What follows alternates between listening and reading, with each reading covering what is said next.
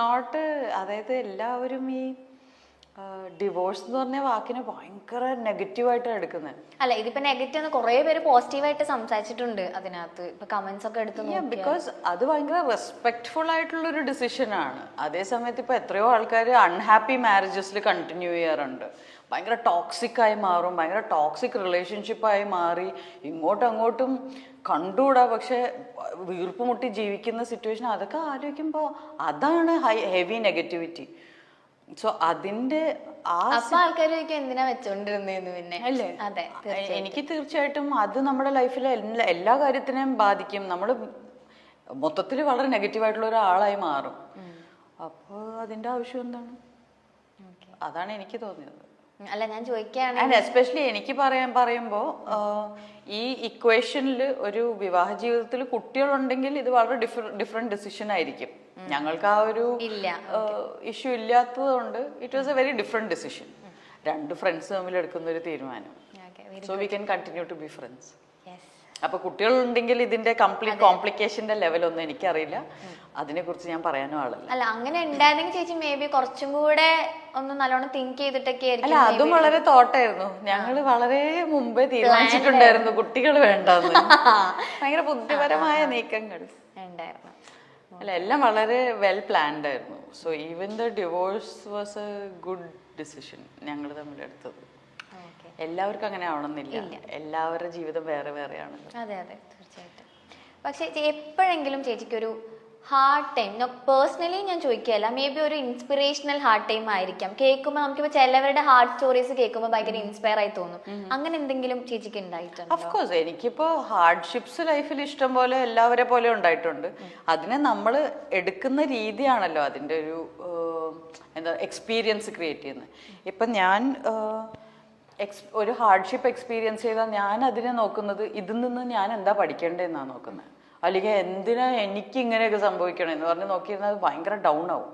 നമ്മൾ ഇൻസ്റ്റെഡ് ഇതിൽ നിന്ന് എന്താ പഠിക്കാനുള്ളതെന്ന് പറഞ്ഞാൽ നമ്മൾ അടുത്ത നെക്സ്റ്റ് പോസിറ്റീവ് സ്റ്റെപ്പിലോട്ടാണ് കയറുന്നത്. ഇതിലെന്തോ നിധി ഉണ്ടല്ലോ എന്ന് പറഞ്ഞാൽ അങ്ങനെ കാണുന്ന ആളാണ് ഞാൻ.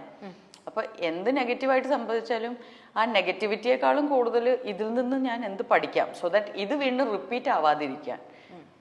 അപ്പോൾ ലൈഫ് ഡെയിലി ബെറ്റർ ആയിക്കൊണ്ടിരിക്കും. ചേച്ചിയുടെ ഫാമിലിയെ കുറിച്ച് പറയോ? അച്ഛൻ, അമ്മ?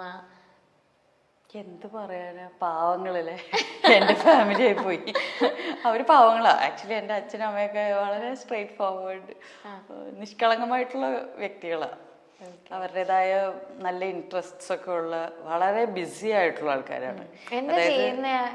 അതാണ്, ഭയങ്കര ബിസിയാ രണ്ടുപേരും. എന്തൊക്കെയാ ചെയ്യുന്നതെന്ന് എനിക്കറിയില്ല. പക്ഷെ എപ്പോൾ വിളിച്ചാലും ഒന്നിനും ഒഴിവില്ലാത്ത അത്രയും തിരക്കായിരിക്കും.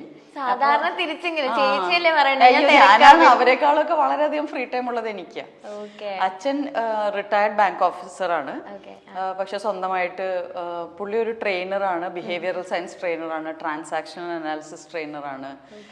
അപ്പോൾ സോഫ്റ്റ് സ്കിൽസ്, മാനേജീരിയൽ ടീച്ചിങ്. അപ്പോൾ പുള്ളിക്ക് എപ്പോഴും ഫ്രീലാൻസ് ട്രെയിനിങ് തന്നെ ഉണ്ട്. പല ഇൻസ്റ്റിറ്റ്യൂഷൻസിലും ബാങ്ക്സിൽ തന്നെ ഇപ്പോൾ ഫ്രീലാൻസ് ആയിട്ട് ട്രെയിൻ ചെയ്യുന്നുണ്ട്. മുമ്പ് കാത്തലിക് സിറിയൻ ബാങ്കിൽ ഇപ്പോൾ SBIന്ന് ഒരു 35 ഇയേഴ്സ് സർവീസ് കഴിഞ്ഞു. പിന്നെ CSB ബാങ്കിൽ പുള്ളി ട്രെയിനറായിരുന്നു. ഇപ്പോൾ ഫ്രീലാൻസ് ആയിട്ട് ട്രെയിൻ ചെയ്യുന്നു. ഭയങ്കര തിരക്കാ.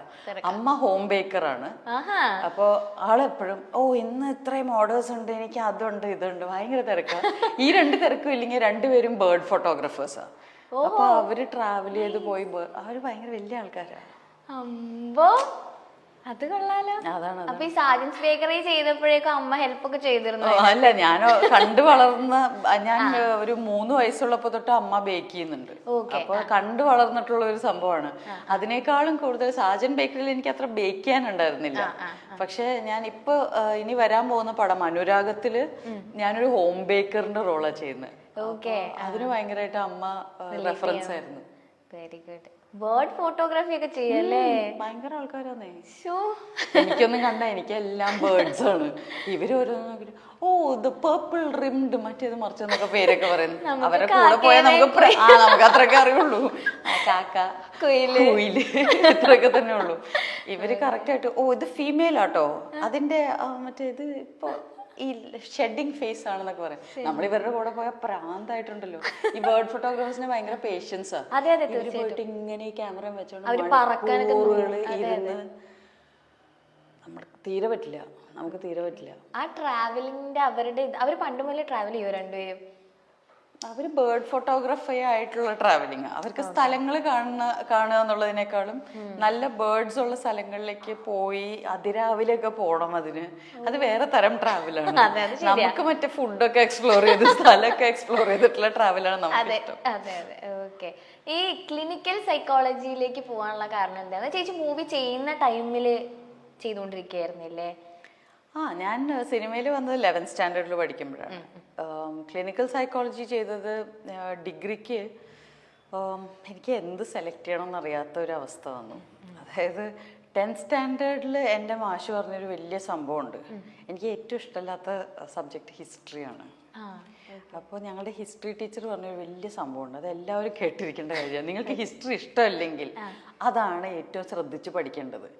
എന്ന് വെച്ചാൽ അത് 10th സ്റ്റാൻഡേർഡോടുകൂടെ അതോടെ തീരും. എങ്ങാനും അത് നന്നായി പഠിച്ചില്ലെങ്കിൽ നിങ്ങൾക്ക് പിന്നെ അതേ പഠിക്കാൻ കിട്ടൂ. നിങ്ങൾക്ക് ഫസ്റ്റ് എന്താ പറയാ, നമുക്ക് ആ ഗ്രൂപ്പേ കിട്ടുള്ളൂ, ഹിസ്റ്ററി ഉള്ള ഗ്രൂപ്പേ പഠിക്കാൻ കിട്ടുള്ളൂ. അപ്പൊ ഇഷ്ടമില്ലാത്ത സബ്ജക്റ്റ് ആണെങ്കിൽ അത് മാക്സിമം ശ്രദ്ധിച്ച് പഠിക്കാം. അപ്പൊ ഞാനത് കിട്ടില്ല. അപ്പൊ പിന്നെ ഹിസ്റ്ററിക്ക് പോകേണ്ടി വരും. അപ്പൊ ഞാൻ ഇത് വളരെ കാര്യമായിട്ട് പേടി പിടിച്ചിട്ട് എനിക്ക് 10th സ്റ്റാൻഡേർഡിൽ ഹയസ്റ്റ് മാർക്സ് ഹിസ്റ്ററിയിലാണ്. അപ്പൊ അത് പോയി കിട്ടി. അപ്പൊ നമ്മളങ്ങനെ സയൻസിന് ജോയിൻ ചെയ്തു. +2 11th and 12th. അപ്പോൾ സിനിമയിലേക്കും വന്നു. അപ്പോൾ എല്ലാവരും എന്നോട് പറഞ്ഞു, ഇനി കുറച്ച് സിനിമയിലൊക്കെ അഭിനയിക്കാൻ പറ്റുന്ന കോഴ്സസ് ചെയ്താൽ മതി, ഫങ്ഷണൽ ഇംഗ്ലീഷോ അങ്ങനെ എന്തെങ്കിലും ചെയ്യും എന്നൊക്കെ പറഞ്ഞു. എനിക്കിതിലൊന്നും ഒരു ഇൻട്രസ്റ്റും ഇല്ല.